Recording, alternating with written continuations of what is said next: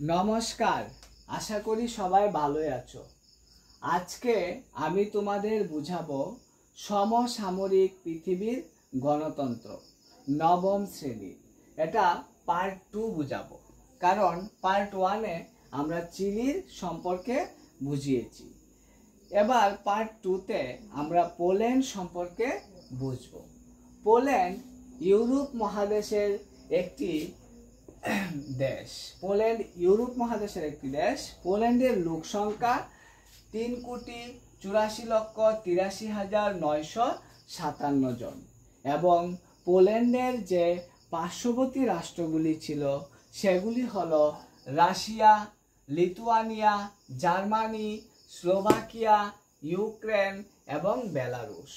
তোমরা অবশ্যই সেই নামগুলি মনে রাখবে, কারণ আমার বোর্ডটা এত স্পষ্ট নয়, তাই তোমরা অবশ্যই আমার কথাগুলো মনোযোগ সহকারে শুনবে এবং মনে রাখার চেষ্টা করবে। পোল্যান্ডের রাজধানী হলো ওয়ারশ।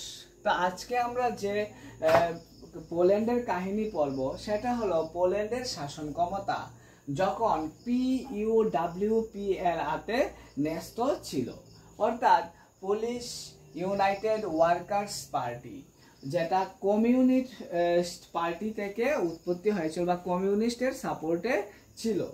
1980 সালের পোল্যান্ডের এই শাসন ক্ষমতা ছিল পোলিশ ইউনাইটেড ওয়ার্কার পার্টির কাছে, যা ছিল কমিউনিস্ট পরিচালিত একটি রাজনৈতিক শাসন, যেটা কমিউনিস্ট পরিচালিত ছিল। তোমরা অবশ্যই এগুলি মনোযোগ সহকারে শুনবে।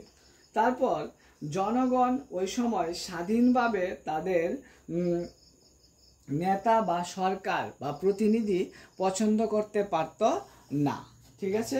তারপর যারা দলীয় কর্মী নেতা বা সরকারের, অর্থাৎ কমিউনিস্ট সরকারের যারা বা ওই পার্টির যারা কি করত, সমালোচনা করত, তাদেরকে 20 বছরের জন্য কারাদণ্ড দিয়ে দেওয়া হতো। ওই সময় সবচেয়ে বড় এবং শক্তিশালী কমিউনিস্ট সরকার পোল্যান্ড সরকারকে নানাভাবে সমর্থন করেছিল এবং নানাভাবে সেই পোল্যান্ড সরকারকে সাহায্য করত। তাহলে তোমরা অবশ্যই বুঝতে পারছো তখন সাধারণত একদলীয় ব্যবস্থাই প্রচলিত ছিল। তারপর ড্যানস্ক শহরে অবস্থিত লেনিন জাহাজ নির্মাণ কেন্দ্রের শ্রমিকগণ 1980 সালের 14 আগস্ট ধর্মঘট করেন।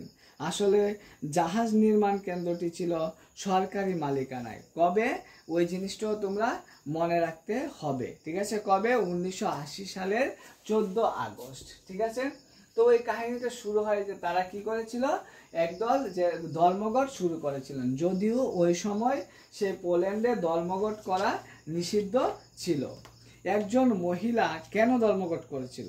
কারণ একজন মহিলা ক্রেন অপারেটরকে অন্যায়ভাবে বরখাস্ত করায় তাকে পুনরায় কাজে ফেরানোর দাবিতে তারা কি করেছিল, সেই ধর্মঘট করেছিল, ঠিক আছে। যদিও পোল্যান্ড এই সময় ধর্মঘট বেআইনি, মানে ওই সময় পোল্যান্ডে ধর্মঘট কি ছিল, বেআইনি ছিল। একজন ক্রেন অপারেটরের কি করার জন্য, তারা ক্রেন অপারেটরকে পুনরায় নিয়োগ করার জন্য। ধর্মঘট চলাকালীন সময়ে জাহাজ নির্মাণ কারখানা প্রাক্তন বিদ্যুৎ কর্মী লেচ ওয়ালেসা এই আন্দোলনে যোগ দেয়।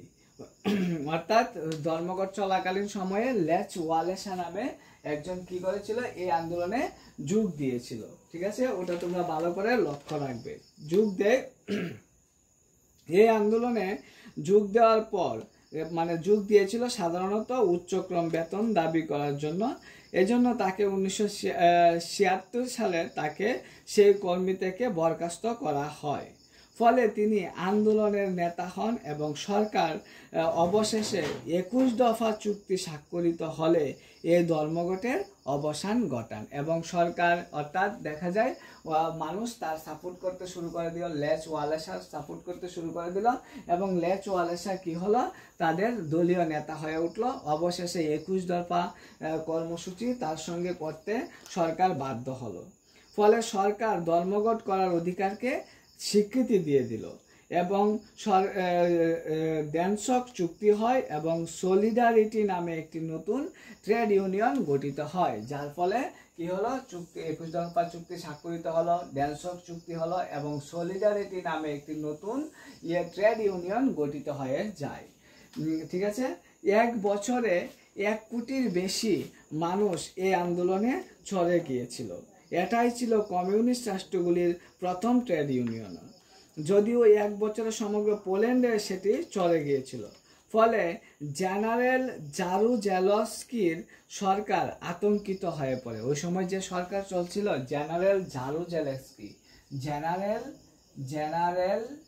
জারুজেলস্কি এই সরকার আতঙ্কিত হয়ে পড়েন এবং তাদের সঙ্গে কি করতে, চুক্তিপত্র করতে মানে কথা বলেন এবং তাদের সঙ্গে চুক্তিপত্র করার চেষ্টা করেন। 1981 সালে ডিসেম্বর মাসে দেশে সামরিক আইন বলবৎ করা হয় এবং 81 সালে সেই সামরিক আইন বলবৎ করে দেওয়া হয়। পুনরায় শ্রমিকদের সংগঠন প্রতিবাদ বন্ধ করা হয় এবং মানে তারা আতঙ্কিত হয়ে পড়েছিল এবং পুনরায় সে আবার কি করেছিল, শ্রমিকদের আন্দোলন বন্ধ করে দিয়েছিল। অবশেষে 1988 সালে সলিডারিটির নেতৃত্বে আরও একটি আন্দোলন ছড়িয়ে পড়ে সমগ্র দেশে। সেই সময় পুলিশ সরকার আবার দুর্বল হয়ে পড়ে। মানে প্রথম দিকে তারা ভেবেছিল যে এটাকে দমন করে নেবে, মানে জোর জবরদস্তি, কিন্তু তারপর তারা আবার কি হয়ে পড়ে, মানে দুর্বল হয়ে পড়ে। এই অবস্থায় 1989 সালের এপ্রিল মাসে লেচ ওয়ালেসার সাথে তারা সমঝোতায় আসে এবং চুক্তিপত্র হয় যে সরকার নিয়ন্ত্রণ মুক্ত স্বাধীন নির্বাচন হবে। অবশেষে সলিডারিটি সিনেট নির্বাচনে 100টি আসনের মধ্যে প্রায় 99টি আসন পেয়ে গিয়েছিল সলিডারিটি। ঠিক আছে, মানে একটা বিশাল অঙ্কের আসন পেয়ে গিয়েছিল। তারপর 1990 সালে অক্টোবর মাসে পোল্যান্ডে প্রথম রাষ্ট্রপতি হিসাবে ওয়ালেসা, মানে কি বলা হয়েছিল, লেচ ওয়ালেসা রাষ্ট্রপতি হন। এইভাবেই পোল্যান্ডের সেই একনায়কতন্ত্রের অবসান ঘটে এবং কমিউনিস্ট সরকারের অবসান ঘটে, গণতন্ত্র প্রতিষ্ঠা হয়েছিল। নমস্কার, কেমন হলো সবাই তা জানাবে এবং কমেন্ট করে কোনো অসুবিধা থাকলে নিশ্চয়ই জানাবে। ধন্যবাদ।